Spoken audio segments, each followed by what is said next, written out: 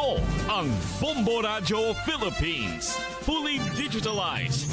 Numero 1 sa balita, komentaryo, drama at serbisyo publiko. Bombo Radio Philippines. Bombo Radio Philippines. Ang inyong #1 at most trusted radio network in the country. Basta Radio Bombo!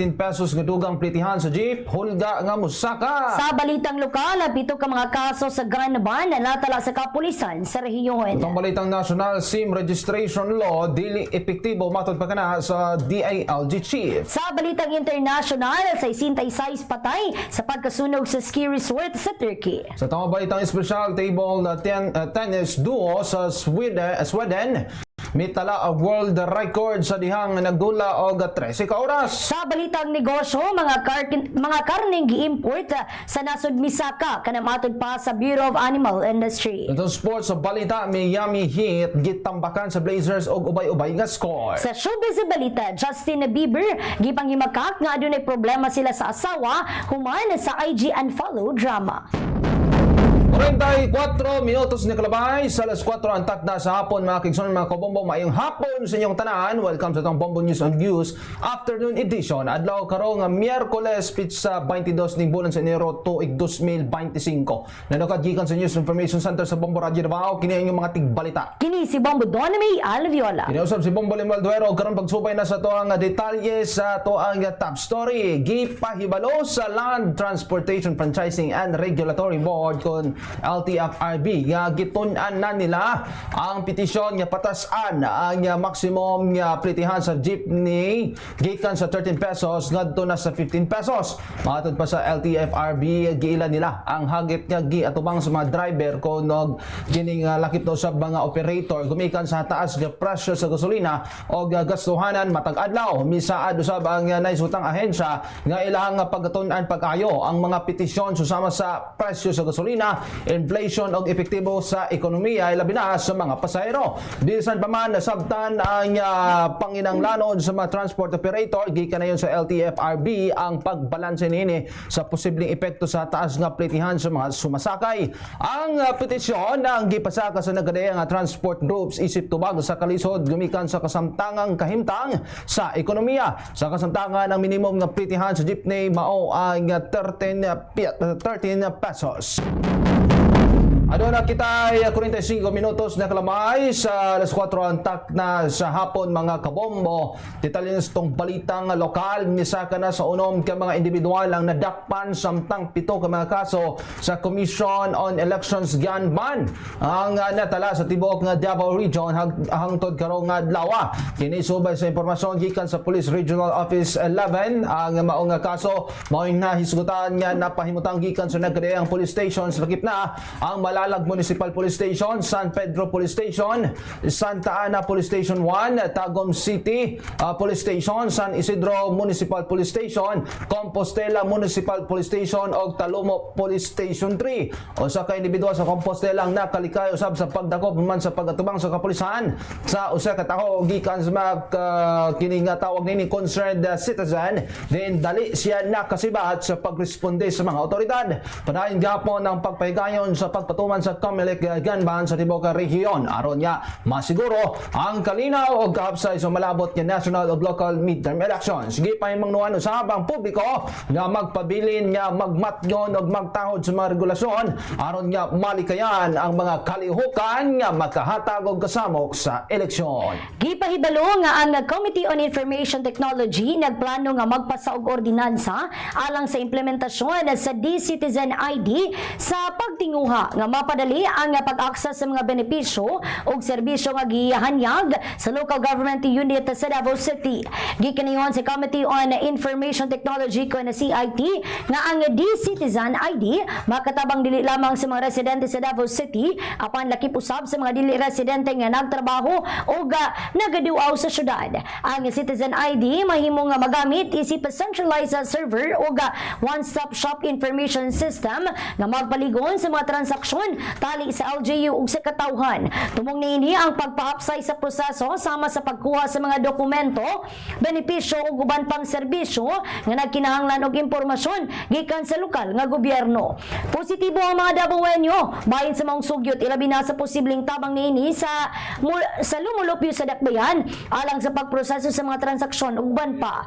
Gipaabot usab niini nga kini ang ID o ingon man kini nga ID mahimong usa ka epektibo nga inisyatibo nga makahatag og mas paspas nga paglihok og serbisyo alang sa tanan. Gipahayag ni Davao City Councilor Conrado C. Baluran nga ang TomTom Traffic Index kon TTI nga nagranggo sa Davao City ingon na isip usa ka ikawalo sa pinaka-congested nga siyudad sa kalibutan nga iyang giingong dili makatarungan o wala sa konteksto. Sumala pa sa konsehal nga ang report nga gibase sa survey sa 500 ka syudad sa kalibutan wala nagpakita sa tinuod nga kahimtang sa trapiko sa Davao. Ang TomTom Traffic Index kung TTI nag-ingon nga ang mga residente mibiyahe og 45 minutes aron nga makalatas sa 10 kilometers nga nagpasabot sa 136 hours nga nawala matag tuig. Sumala pa nini ang syudad nag-atubang og light to moderate traffic sa rush hours og usahay maka-experiensya pa kini og heavy traffic labi na og adunay road works og aksidente. Gisusi usab sa opisyal ang metodolohiya sa TomTom Traffic Index kung TTI nga gitandi sa Davao ngadto sa Metro Manila nga adunay mas daghang mga sakyanan og adunay mas taas nga congestion. Mukabat sa 105,536 pesos ang kinatibukan nga kantidad sa illegal nga droga konsyabo ang nakumpiska sa mga otoridad atol sa managlaing operasyon sa kapulisan dinhi sa dakbayan sa Davao sa nakalabay nga 24 oras. Subay sa report gikan sa Davao City Police Office nga kini ang resulta sa 8 ka mga gilusad nga drug by bus operation nga hinungdan sa pagkasikop sa 11 ka mga individual nga nalambigit sa illegal nga pagpayuto og illegal nga droga. Sa bahin sa Police Station 2 San Pedro Police Station nakakumpiska ang mga otoridad og 5,168 pesos samtang sa Police Station 3 Talomo 1,224 pesos nga nakantidad sa gituwang shabu. Sa Police Station 4 Sasa nakumpiska ang 2,999 na pesos nga kantidad samtang sa Police Station 7 Pakibato nakumpiska ang mukabat sa 2,516 pesos. Sabay usab sa Police Station 17 na Baliyok mukabat sa 15,980 pesos nga gisundan sa Police Station 18 na Bahada nga nakakumpiska og illegal nga droga konsyabo nga mukabat sa 21,760 pesos samtang ang City Drug Enforcement Unit mukabat usab sa 55,896 pesos ang nakumpiska nga illegal nga droga.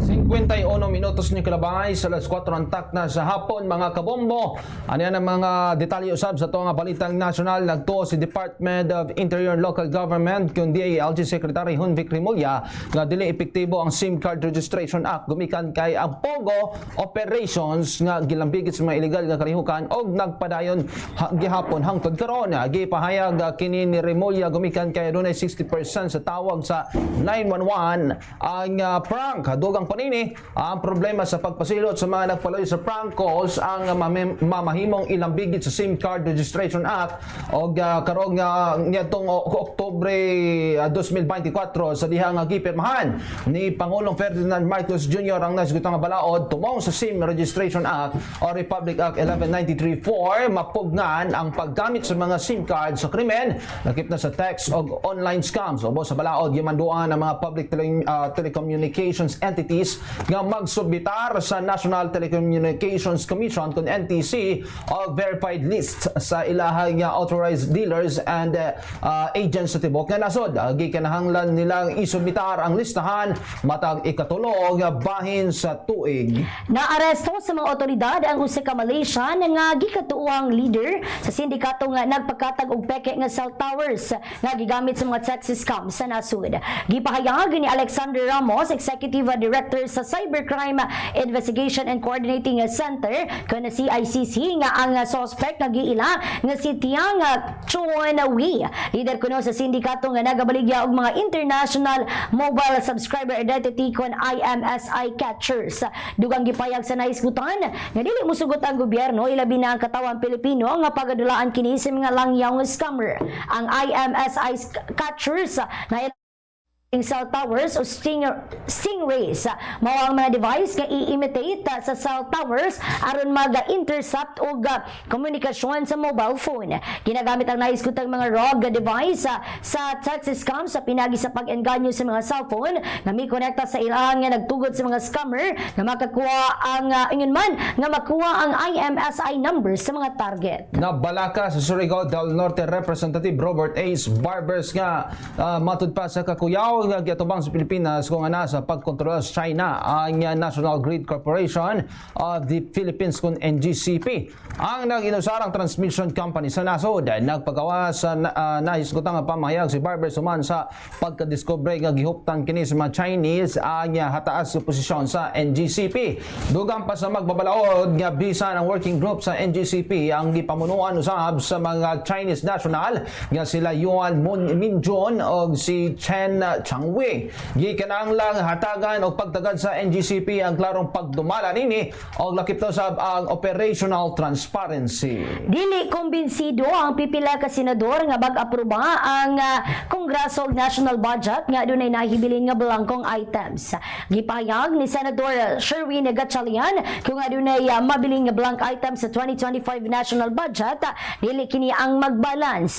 Dili usab kuno mo pirma si Senate Committee on Finance Chairman Senadora Grace Poe sa 2025 General Appropriations Act kung adunay mahibiling blanco sa pondo.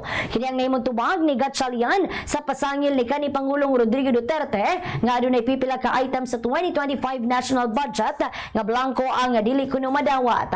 Butang nga gibueltahan ni Pangulong Ferdinand Marcos Jr. ug nagkanayong namakak si Duterte. Gisigundan usab ni Senator Joel Villanueva ang mga pahayag ni Gatchalian.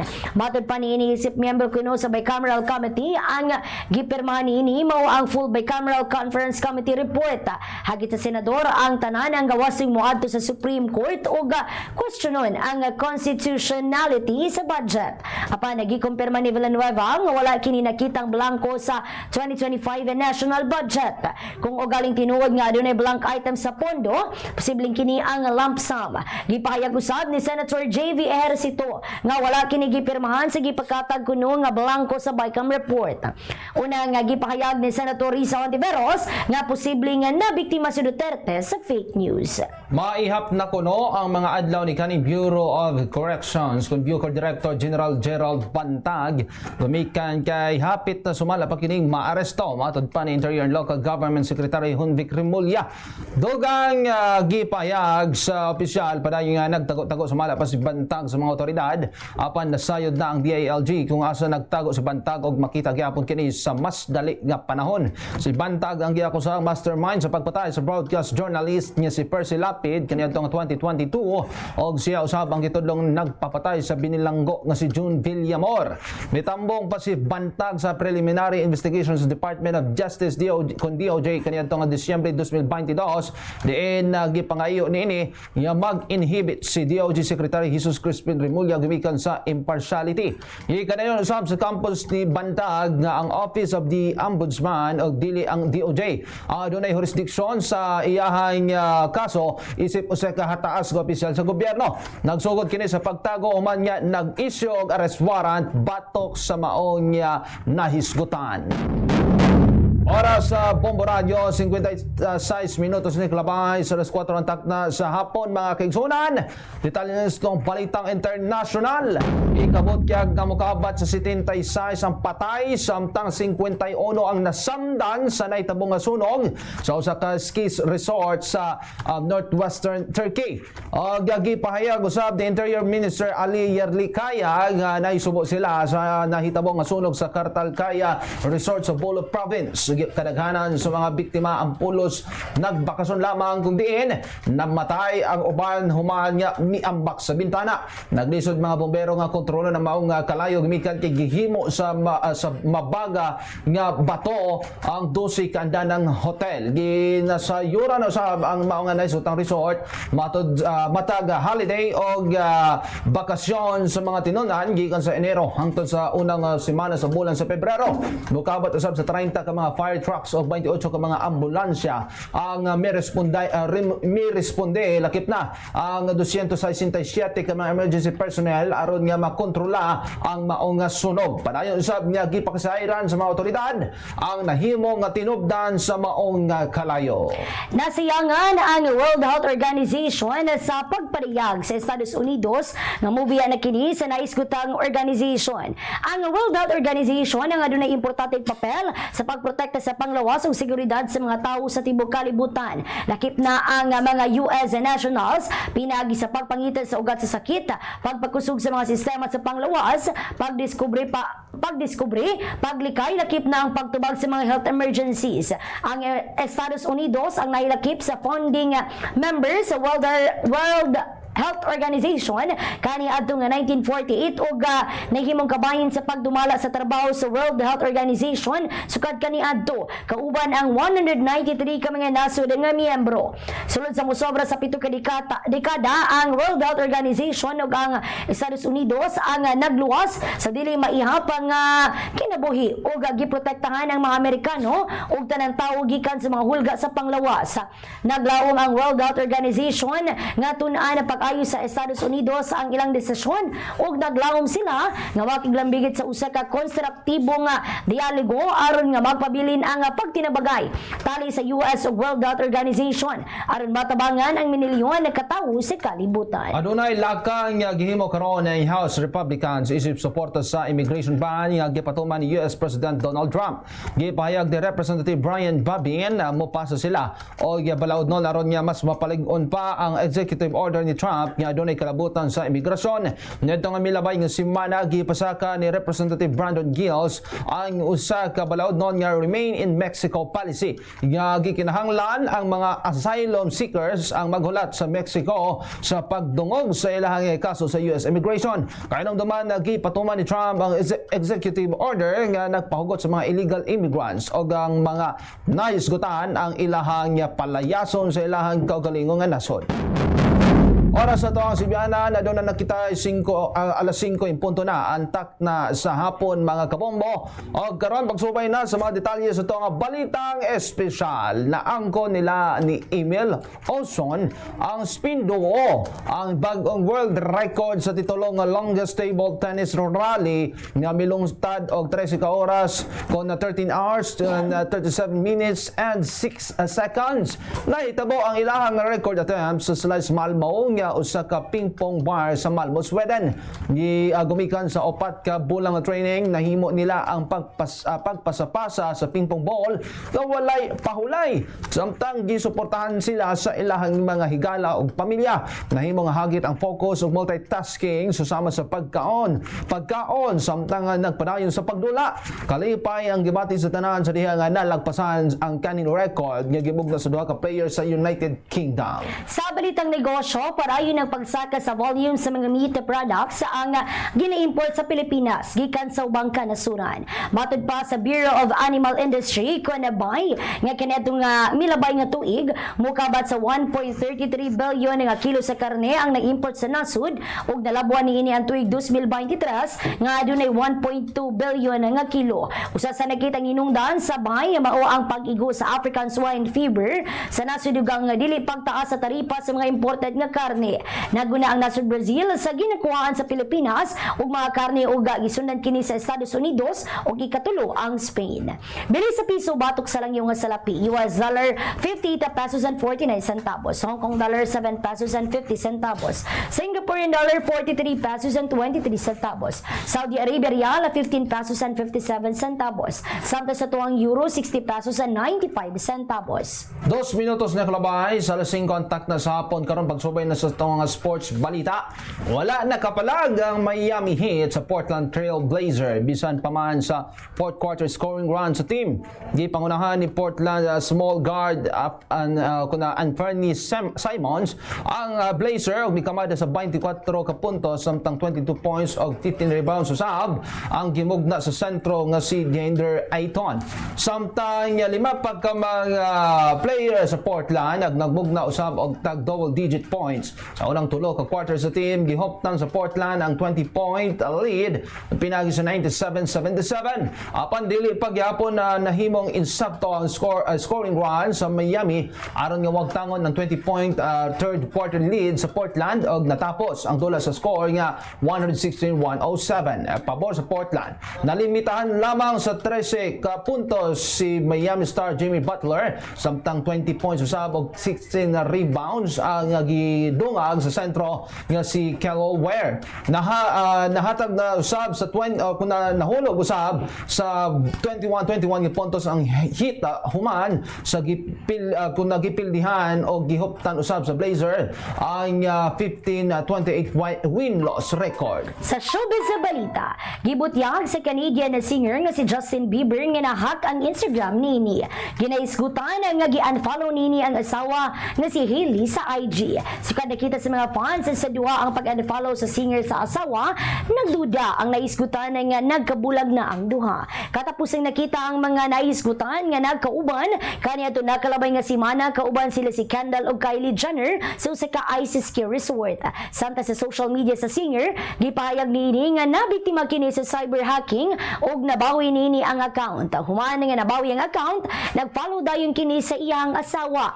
Gikasalan duha kaniadtong Setyembre 2018 ug aduna na sila anak nga 5 ka bulan nga si Jack Blues. 4 minutos na kalabay sa sing kontakta sa hapon mga kabomba itong balikan mga nagkadayang 4 minutos na kalabay sa lasing kontak na sa hapon mga kigsunan at itong balikan mga nagkadayang uluhas itong mga balita karong hapon na sa itong top story 15 pesos nga dugang plitihan sa jeep hulga ng musaka. Sa balitang lokal, 7 ka mga kaso sa gun ban na natala sa kapulisan sa rehiyon. Sa itong balitang National SIM Registration Law dili epektibo matod pa kana sa DILG. Sa balitang international, sa 66 patay sa pagkasunog sa ski resort sa Turkey. Itong balitang special table tennis duo sa Sweden mitala og world record sa dihang nagdula kini og 13 ka oras. Sa balitang negosyo, mga karneng gi-import sa nasod misaka kinabatid pa sa Bureau of Animal Industry. Sa itong sports balita, Miami Heat gitambakan sa Blazers og ubay-ubay nga score. Sa showbiz sa balita, Justin Bieber gipanghimakak nga dunay problema sila sa asawa human sa IG unfollow drama.